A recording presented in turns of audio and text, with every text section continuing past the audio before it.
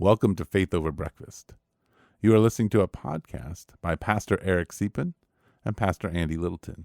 If you enjoy Faith Over Breakfast, we encourage you to rate it on the Apple Podcast app, on Spotify, or Google Play. Thank you and enjoy the podcast.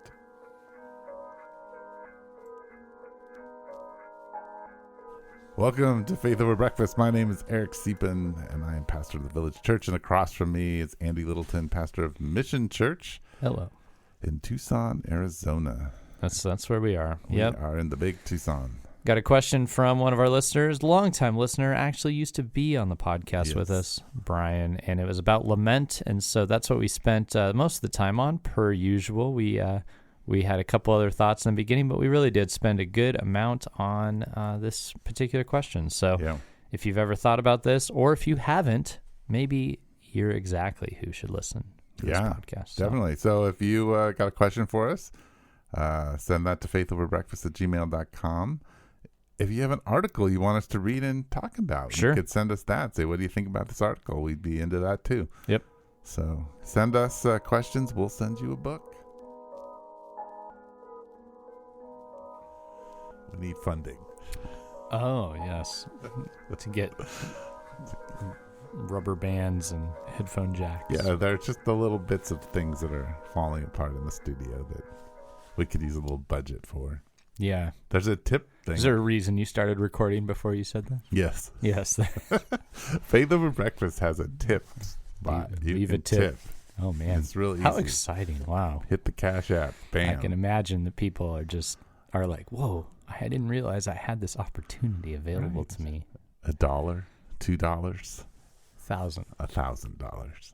10 grand bequeath. Right. Bequeath to us. You feel blessed. We're going to do an NPR thing today. Every 10 minutes, we're going to jump to our special fundraising time, and we'll say things like, we only need to raise $5 more to get these rubber bands to fix our mics. Faith Over Breakfast today brought to you by the estate of Joan B. Croth, whose bequest has left an endowment of 37 cents to help us get one new headphone jack. It's good to see you, Andy. Thanks. Good to be here. Welcome to the Faith Over Breakfast. I have coffee. I just ate breakfast at Alice's. Oh, nice. Yeah, it was good. Cool. Yeah, so this is Faith just after breakfast. Yeah. Yeah, I had a couple pieces of toast I didn't eat. I could have just brought them here and made it, authentic again. Authentic. Like it used to be back in the day when we chewed. People loved that. I'm sure they did. It was authentic. Those were authentic. Yes, it was. That was the real deal. It was the real deal. Yeah. Anyway, now we're not the real deal. We're just doing this after breakfast. We sit in a studio. Which some people would just call a room. But what's the difference between a room and a studio? Yeah. The dead snap is what's the difference. Was that a dead snap? It was much more dead than some rooms. Some rooms.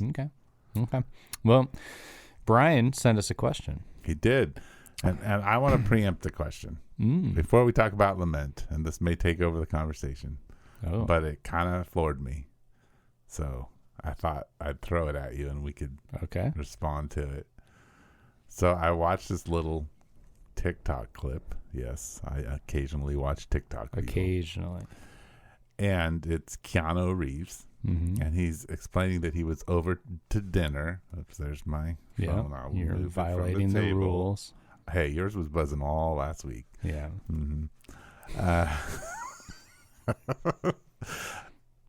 Keanu Reeves. He's over at a director's house, and he has 3 children in their teenage years.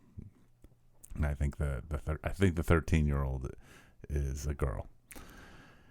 And so they've never seen The Matrix. And so the director says to Keanu, well, why don't you explain it? And so Keanu is explaining about how, it was this guy, and he's in this world, and it turns out it's not the real world, and he's trying to question about what's real and what isn't real, and he's trying to work that out. And the 13-year-old looks at him and says, why does it matter? Oh. And Countess, what do you mean? You don't want to really know what's real? And she's like, no. Interesting. Why does it matter? Oh. And then that's the end of the little TikTok clip. Yeah. And he thinks it's kind of awesome. And I'm like, whoa, wait a minute. What? Yeah. I think there's this shift that I am unsettled by, that what is real doesn't matter. Okay. And I just thought, what do you think about that, Andy? Like, do you sense? While you're thinking, let me just say that, like, when I hang out with people who are of my generation, so 40 to 50-year-olds, they still care about what's real. Right? They're trying to figure it out. Yeah. But as you trickle your way down, no, I think it's becoming less and less important. Yeah, that's interesting. I wonder, so in that older range, I mean, I've heard things recently. There was an interesting little clip somewhere on, if more cyber warfare is engaged in this Russia-Ukraine conflict, and to me, it was a major letdown little story, because basically they were like, well, cyber warfare can be, you get an email that's not a real email. And I was like, well, that happens all the time already. Right. But they were saying, older people, you should really talk to younger people, because they can help you decipher this stuff way better than you can. So right. That older group that's very interested in knowing what's real and the truth is extremely susceptible to being deceived. Okay. I've seen that happen with my mother recently. Right. They are. And have a hard time distinguishing between what a fake news story would be versus a not fake one. And our generation is a little more adept at that. The younger generation. Sure. Now I say this to say. Yeah, I was wondering where you're going with this. This is just how everyone feels when they talk to me. The younger generation is always having to sniff out between, well, that's not real, that's not real, that's not real. And I wonder if at some point you begin to care less what's real and just care more about what engages you, or is it, if that sense that there's so much non-real information in general starts to make the idea of whether it's real or not less important. Yeah. But then, as spiritual thinkers, is that all bad, or is that leading a little bit toward, by real, is there some space in there to say that things that still bring up an emotion or a feeling that aren't, anchored in material reality, is it good that people are a little more interested in that and saying, look, it doesn't have to be materially real for me to be interested. Maybe there's a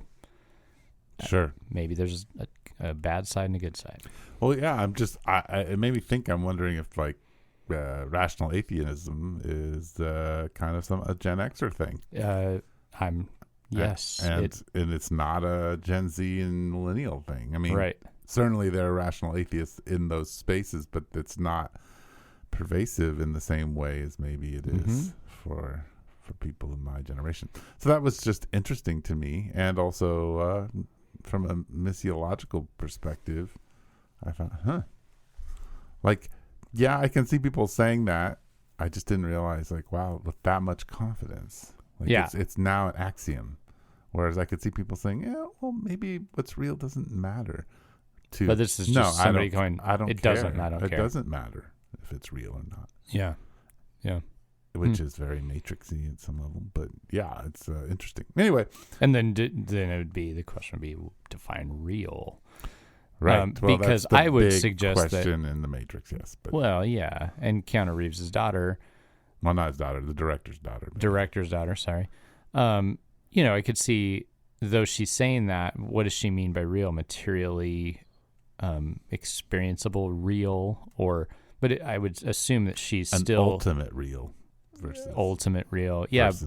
But I'm saying what. Experience. But when she says it, if you were to dial in, which we can't because it's stinking TikTok, but if you could and go, so what define for you what you mean by real and what is valuable to you. What do highly experience oriented, and what you think internally. But those are still experiences are real. Mm-hmm. Your internal thoughts, there are issues with that, but I'm just saying there still is a level of reality that people are grasping for, even if they're saying it's my reality. Sure, no, I understand that. Yeah. So she's saying we just don't have to have an agreed upon reality. Yes, and I think that's going to be very difficult, and I don't, and I just don't quite buy it, because I would bet people who say that, then like the BLM protests are going on and they're rallying together. Oh, there's an agreed upon reality, or all the people standing in solidarity with Ukraine at the moment. Doesn't it feel good to be part of a movement? Don't you see the point and purpose of collaborating with people to stand against something that's dark? We see people gravitating toward it, whether they technically believe in it or not. Sure. So, but I still think there is something to believing in it. I just, that's going to be the conversation. It's just the BLM experience is not a universal experience. Sure. For all African Americans. No, I know. My point is just that you see people rally together around an idea all of a sudden, and why do we do that? If it's all just my own experience, then why even join causes at all? Yeah, for meaning. Yeah. And got nothing better to do. Which, when it's all living on social media, is simple enough to do. But well, anyway, we don't have to spend a long time on that. I just thought, wow, that just hit me this morning. Mm-hmm. Well, the whole Ukraine. I was listening to something. This isn't, Brian. We're getting to Lament. I promise. We'll get there. But there was something interesting about. There was a guy being interviewed about Zelensky. And he was talking about his adeptness at social media, his background as an entertainer, and now, but here's somebody using those tools who actually is staying in the Capitol during an invasion as well, right? Mm-hmm. And it's like it's an interesting thing to analyze. You can and Ukrainians, a lot of them are actually responding to the invasion following his lead. Right. Like with giving up their lives, know? And so that's interesting to see, methods, things that started on social media, movement in a way that started online, moving into an actual wartime trench warfare experience in some cases. Right. It's a very, and you don't want to just analyze this from afar, because it's actual real stuff, and it's dark, and it's hard, and it could involve us all someday. But the point is, this entertainer has moved to actually leading a movement to which people are giving their lives. That's interesting. Yeah. There's something very, very unique about watching that happen. Yeah. Which leads us to Lament. All of this is lamentable. Sure. Yeah. Yeah. So Brian Betts, actually one of our co-hosts a long time ago. Former participant. Yeah. And asked us the question about Lament. Yeah. And so it as soon as I saw the question, it reminded me of a pastor's meeting we were in years back. Were you there for this one? We talked about Lament. No. Well, one of the guys he wasn't seeing it. He actually never been back since. And we talked about the need for lament in the church. Yes. And his response was just like, no, we're supposed to be grateful. We're supposed to be thankful. Like, this is kind of what, I don't get it. This doesn't make sense. We shouldn't. And the pushback that he got was, right, but there is sin and death, and we need to grieve it, yes, as well as look at the hope that we have. So I remembered that, and I just thought, we know Brian. potentially the background that I think I would share with Brian is not one in which you're really taught how to lament in the church. So anyway, I don't know exactly what leads to Brian's question, but I sure didn't. It wasn't exhibited to me. How about you? You grew up in a counselor's home. That's a little different. Yes. I think my father holds pretty tightly to his Eastern Bloc, life and kind of culture, as to understand himself and his uncles. If this were all happening and he were a kid in Ukraine, they would have gone over to fight for Ukraine, because that would be where they're from. So when I say the old country, there is a sense of sadness. That's just an identity, right? So a couple of things that I would say about lament. It's interesting that we're talking about this because this, is Lent. And for the village, we are in a series called Grief and Gratitude, and the interplay between the two. So lament is a part of that. I think the first thing people have to understand about lament is that it is not complaint. Right? And in the Old Testament, the Israelites complained that God was not doing what he was supposed to do in Exodus, or they complained about what he did do or how he did provide. Is there a difference really quick on that? Because I would say that some of the Psalms include complaint to some degree, but there's like the grumbling, murmuring of Exodus. Is there a difference between? I would yes. I was headed that direction. Okay. So 2/3 of the Psalms are laments. Yeah. And a lament is it is asking God to do something based on, or to act based on his character. A complaint is an accusation against God. Yeah. It's character. Yeah. Right? So in the Israel complaint, like they accused God that he wasn't being God. The Psalms usually ask God to act in accordance with who he is. Yes. Yeah. And so that's what a lament is. And it's very relational. So it indicates that you have a relationship with God because it says things like hear us, pay attention to us, listen to us. So it's relational. I think you can't have a relationship with God if you don't lament. Yeah. Because if you look around and you say, everything's fine all the time, thank you, God, then you don't really have a relationship. It's like a form of denial. It is. Yeah. Also, lament, like the Psalms, for instance, the biggest book of lament are not written for you as an individual. Yeah. We lament as a community. So right now I'm sitting in a cushy chair. I drank a really nice nitro ice brew this morning. Wow. This is my 26th anniversary today. Yesterday I went to Vivace's. It's beautiful. While that was happening. Wow. People are dying in Ukraine. People are dying in Africa. Right. I think Dave Matthews has a song. I can't even remember how it goes, where he's like laying in the park and everything's nice, and then he's talking about how all these other things are happening around that aren't good.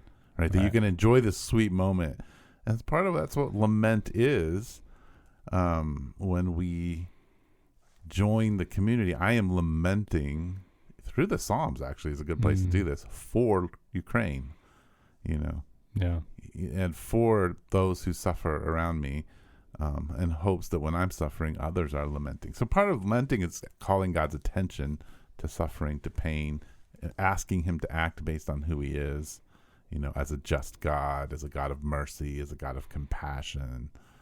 So when we say that about the church, I think that puts you in a sad place, and we don't like being sad. Right. We don't like sad feelings. We don't want to be at a place where, like, you come to church to get your, what do you call it? Your booster shot to make it through the week. Well, some people won't appreciate connecting booster shot to church. Well, but I remember years back, for some reason I've never forgotten this, at a youth camp, this kid got up and talked about. He said, camp is like those race tracks where the car gets shot off and then it goes around all the little hoops and then it comes back and it gets shot off again. And camp is like that. And I remember thinking, right. If we need camp, and I think church can be viewed that way too. And I don't think for the believer that's supposed to be necessarily, what it is. I think it is a time where you get encouraged, but Sure. it's time when the community gets together and I think you'd feel whatever you're feeling together and such. So, right. Mourn with those who mourn, rejoice with those who Right. rejoice. I think, and there's a lot about like living a life of gratitude is living a life where you can grieve and where you can rejoice. right. And Yeah. that is what gratitude is. Right. The life of gratitude for the cross and the empty tomb is a life of rejoicing and a life of grieving, because life is all about loss in a broken world. Even Yeah. good things are loss, Yeah. right? I mean, and the good things are lost because, your kid grows up. Think about your daughter. Every stage of her life is a loss for you Right. and a joy, Yeah. because she's no longer a little Yeah. cute baby. She's no longer a 13-year-old figuring it all out. Now she's, it goes on, and you're like, you're losing these things, but they're blessings. We sent off our church plant the other day, and there's tears and like, are we sure this is what we want to do to send these people away? And people feeling like, are we sure we really want to go? And I think, but that felt like a good sign. Yeah. Because when you're sent away and it's like, finally, that's not good. I mean, when you're grieving something, it means it's good. It was, there was love, you cared. And so, some of the greatest joys should come with some of the greatest griefs. Brian, I just wanted to honor his question because he had several other questions, but Go for it. Should lament be a common practice for believers? And I wanted to add a nuance to that. Interestingly, lament, and not that the church has really grasped it. There are very few songs of lament available, it feels like, things of that nature. But also lament has become kind of cool recently. Do you think that there's a version we need to be aware of as well? What do you think of the idea of common? It is a common practice. Anyway, I have a thought on that, but let's start with you. Well, first off, I don't really care. It's kind of when Paul says, in Philippians, I think it is, where he's like, my imprisonment has been good for the gospel, because some people preach it, have been more bold, Right. and others are trying to do it to make more harm for me, but I don't care because the gospel being preached. And I think it's the same with lament. I think if you really seriously dive into lament because it's cool, good luck. Yeah. Because it's going to get real uncool pretty fast. Like, so I'm not, okay, so you're wearing black and singing dirges. But true lament is a feeling of the reality of our broken world, and then calling out for God's action. So maybe the cool I'm referring to is, so say something bad happens and you think, what's the profound thing to say on social media? Oh, I see what you're saying. And it's like you write a little thing that's like, we lament this and but it doesn't. Sometimes I read those and I'm like, well, are you biased? Is this a statement so that you're in solidarity, or are you truly personally lamenting? And if you are, why share it? Right. I don't know. Anyway. Well, I think true lament connects us to God's character in a way that's profound. Yeah. Because we get wrapped up in God's mercy and in God's compassion and on his justice, and we call for action, and we connect to people who suffer, and then we connect to Christ on the cross and his suffering for us, and then the hope of it's just the gospel played out over and over again. Lament is the gospel. Yeah. It's the cross, it's the empty tomb, it's the hope, it's the thankfulness, it's the oh my gosh, this is really hard. Yeah. You know. Yeah. Yeah. It just is the pattern of the Christian life. And so, that was my thought on, should it be common practice for believers? I would say, if we're being honest, it just is. Yeah. Not should it be, it's just being honest. That's just, we really do feel it. Right.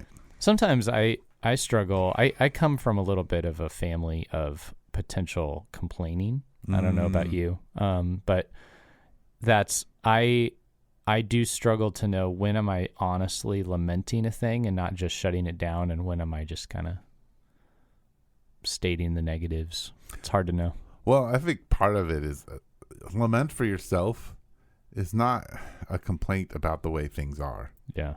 I think, again, that's an accusation against God and what he's done and what he's provided. I think true lament is that there is great disappointment in your life. Mm-hmm. And it is okay to feel disappointed. Yeah. And to feel it and the weight of it. And sometimes that's just the weight of the disappointment that, you don't have a nicer car. And you'd like a nicer car. You don't need them. But it's disappointing that you can't afford the one you want. Right. It's all right. A lament is just like, gosh, I gotta really love another car, and I understand I can't have one. And it makes me sad. Yeah. Okay, moving on. Yeah. I mean, in a sense of... I know this isn't a perfect application, but what's been sticking in my head about this as I've thought through things is that David, when he sins against Bathsheba and God and his son, basically, that's born, and his son is going to die, he spends his time not eating and drinking. Right. And he's just crying and he's praying. And that's a lament over his own sin, and he's throwing himself on God's mercy, saying, please, spare my son. His son dies. He gets up, cleans himself up, eats, and moves on. And he goes back to being king. Right. And I think that's kind of how lament works, is there's a time. And it's not just because, your own sin, and sometimes it is because of your own sin, but it's just there's a time to lament, and it will hit you. And you lament, and you mourn, and then you step into being the king. Or you go back to who you are and your identity. But the perpetual, what you could call wallowing in self-pity or something, is another thing altogether. Yeah. Yep. I think if you truly lament correctly, if you grieve correctly, you will then be opening yourself up for something new and something hopeful. If you don't, if it's a complaint, then you'll just dive deeper into despair. Yeah. Mm-hmm. I think you're right. Brian asks, what are its benefits? Well, I think we gave those. I think we did too. It's not like you don't. I would say, Brian, you don't lament because you're going to, I'm going to go lament because then I will be 20% more prepared for tomorrow than I was. It's just,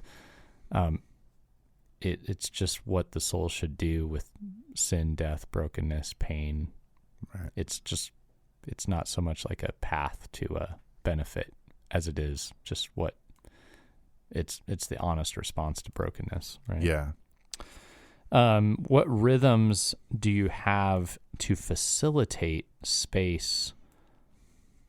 or make space for lament in our churches, families, individual lives? Well, and I don't know where your guys are at. We follow a church calendar, which helps with that, with Lent. But also, and I think this is a strong part of your community too, is that we believe in storytelling and then holding each other's stories with honor and grace. So when you tell me a hard story about the present or the past, I'm not racing past it, but I'm also not trying to fix it. I'm just going to sit with it with you and honor it and feel the pain with you and pray for you. And I think that's a way of lamenting, is just not racing to fix something, honoring people's pain and suffering. Yeah, that's good. I think that I would say I am learning to get better at not trying to fix.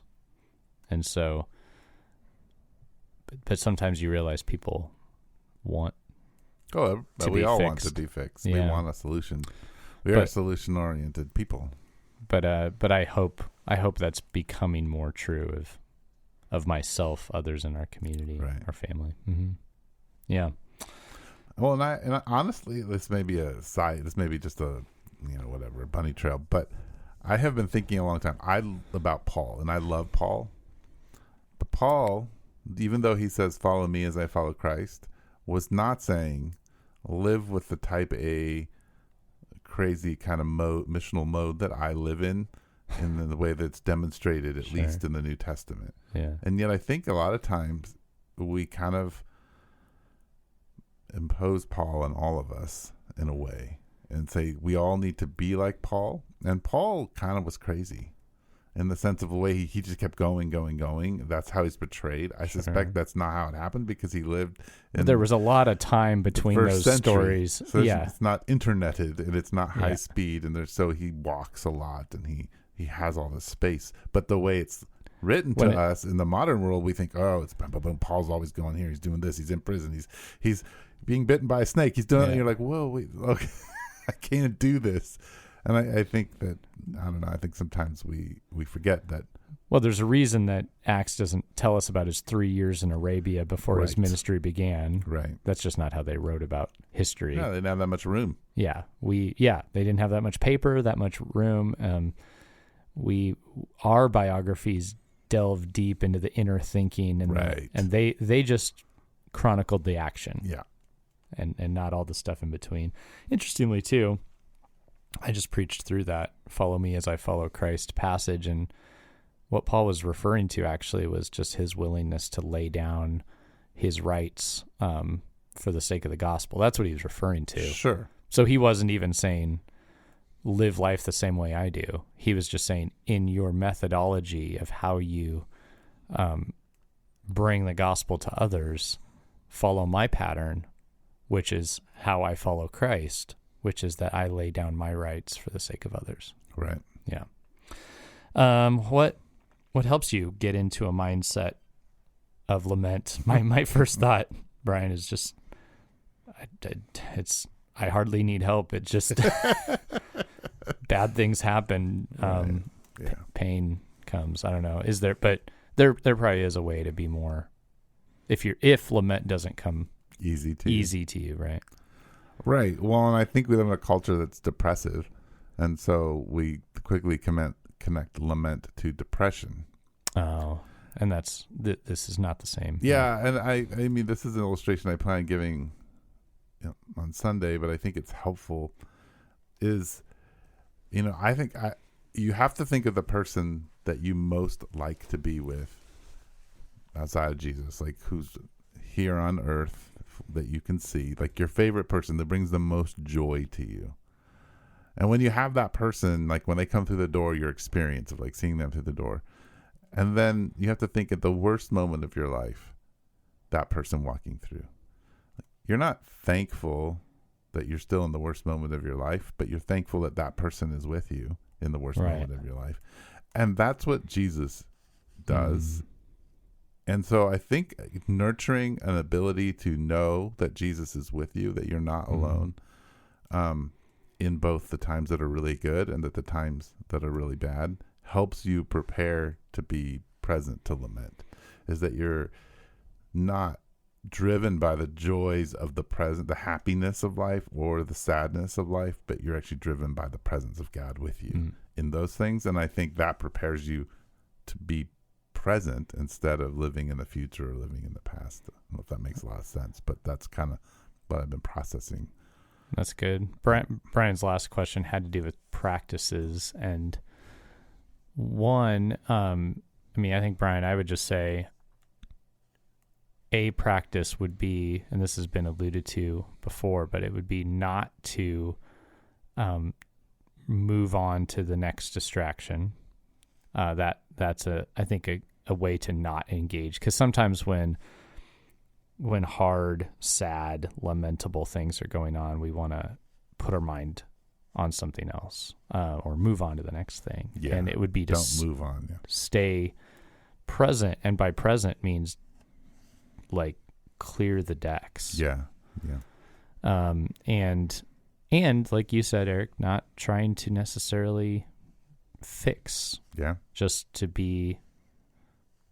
feel it with Jesus. Well, and I think too, you want to like go back to how do you corporately practice lament? I think you have to in your music, yet the times allow it to disrupt you instead of just wrap everything up. Make you happy. And just a little. And your sermons, like what's being talked about, sometimes needs to just be disruptive without a solution. Right. I mean, and even like some of the hardest things for me as a pastor is to preach a sermon where I decide to let the gospel not necessarily play the main thing, not for the purpose of, I don't believe that Jesus died and rose, but I want people to be disrupted for a moment. And you don't want to just put a bow on it. Yeah, I want them to, because I want them to actually know why they need the gospel and how essential it is. And so part of church is a little bit of disrupting that, allowing the narrative of the gospel to play itself out in a bigger sense in your service together than just quickly wrapping it up in all the different sections. Yeah. So I think that creates lament, but it's frustrating to people because they want some completion. Yeah, I've heard over the years that what people, I think, want from church is a kind of an enrapturing experience that sends them away feeling better.